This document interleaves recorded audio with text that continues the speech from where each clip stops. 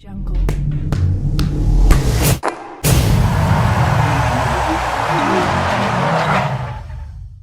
What's up, everyone? Welcome back to the Josh Wallace Show, episode 22.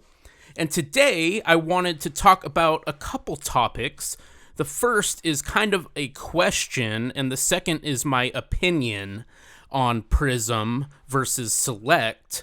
And Prizm is a retail and hobby product, and Select is a hobby exclusive. So my question for you is, why is Prizm the top dog with sports cards and rookie cards? Why is Prizm considered the true rookie card? I mean, of course, you have Hoops, you have Donruss, you have Optic, you have Select, you have Prizm.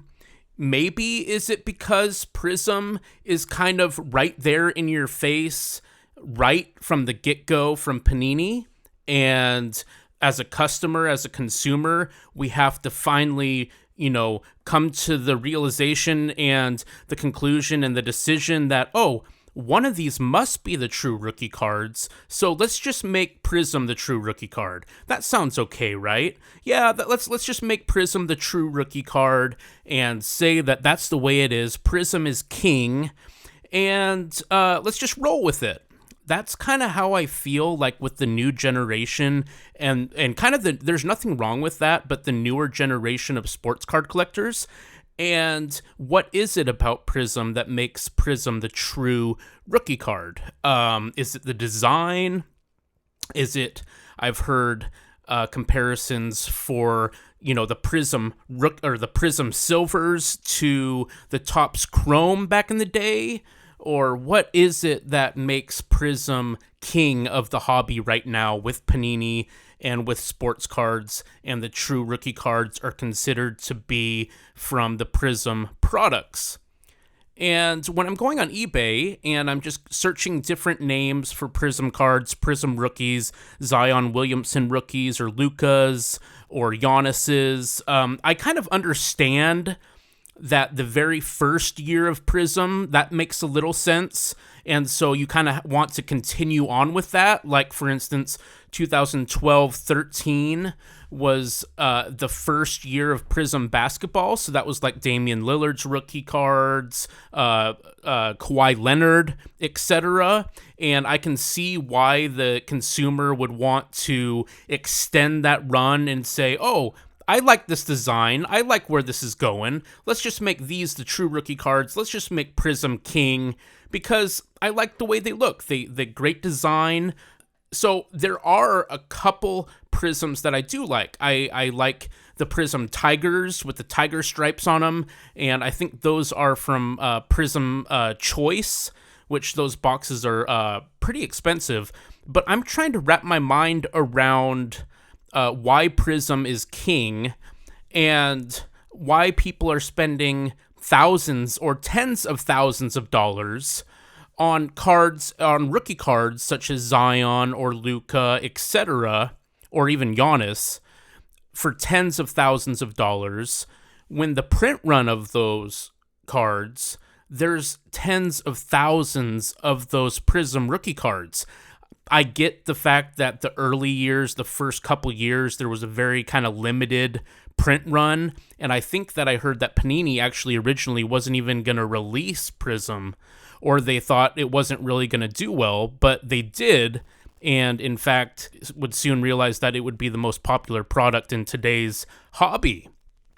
But when I look at Select, that's hobby exclusive, so you can't find a hobby box in a Target or a Walmart. So I'm kind of trying to figure out what the explanation is as to Select versus Prizm. I personally would probably go Select because it's hobby exclusive, and you still get the cool parallels like the zebra or the tie-dye, numbered to 25, or different rookie cards that are short printed and numbered, just like the Prizm. But the Prizm outsells Select most of the time, it seems like, right? If you go on eBay and look at the sales. I understand with Hoops and Donruss and Optic. Actually, I like Optic a lot too.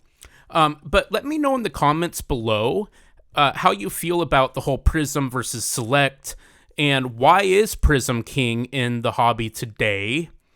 And I personally would go for scarcity over a really high print run that is not so rare, because if you get kind of, into those cards that are a little more scarce, yes, you can buy Prizms like the silvers or, the short print variations of Prizm.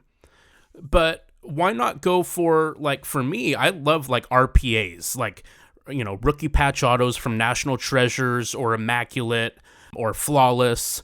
Why do just kind of the base cards that are so mass produced, why do those sell for so much more than like an actually, an RPA from National Treasures of Zion, I think, is in the tens and tens and tens of thousands, of course.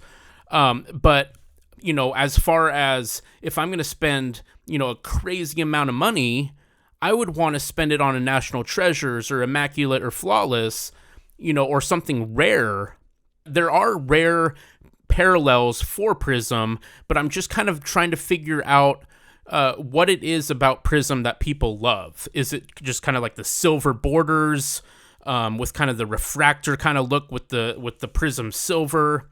If you guys could leave that in the comments section below, and just kind of let's have a discussion about this, because with the newer generation and everything, all the hype with all the celebrities and the Gary V's, etc., who are buying up on a lot of rookie cards that are just strictly Prizm base cards, which are not rare, even at the higher grades, at the 9.5s, if you're talking Beckett, or if you're talking PSA, a PSA 10, there's tens of thousands of these certain rookie cards. So why not go and do kind of a little more of a search for something a little more rare? And that's kind of what I'm trying to figure out.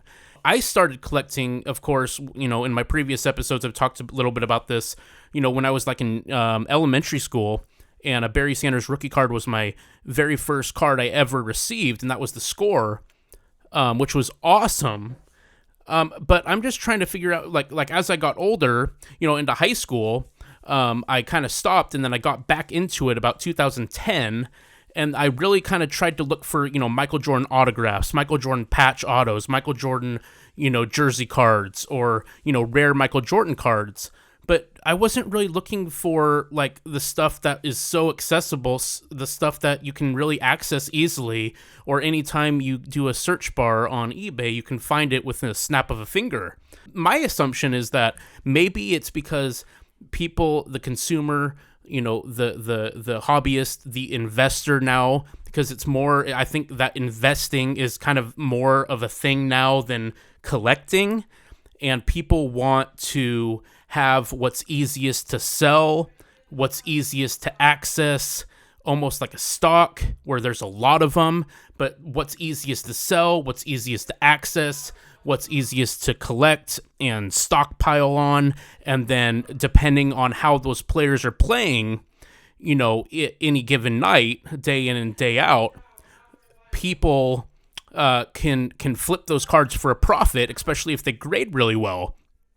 So anyways, thank you guys so much for watching the 22nd episode of The Josh Wallace Show. Leave a comment, hit that like button, subscribe if you would like to, and thank you so much for supporting The Josh Wallace Show. You can also find me on Instagram at The Josh Wallace Show, and also I'm a musician too, if you want to check me and Steve-O's music out at Josh Dub Music on Instagram. Thank you guys, love you guys, God bless.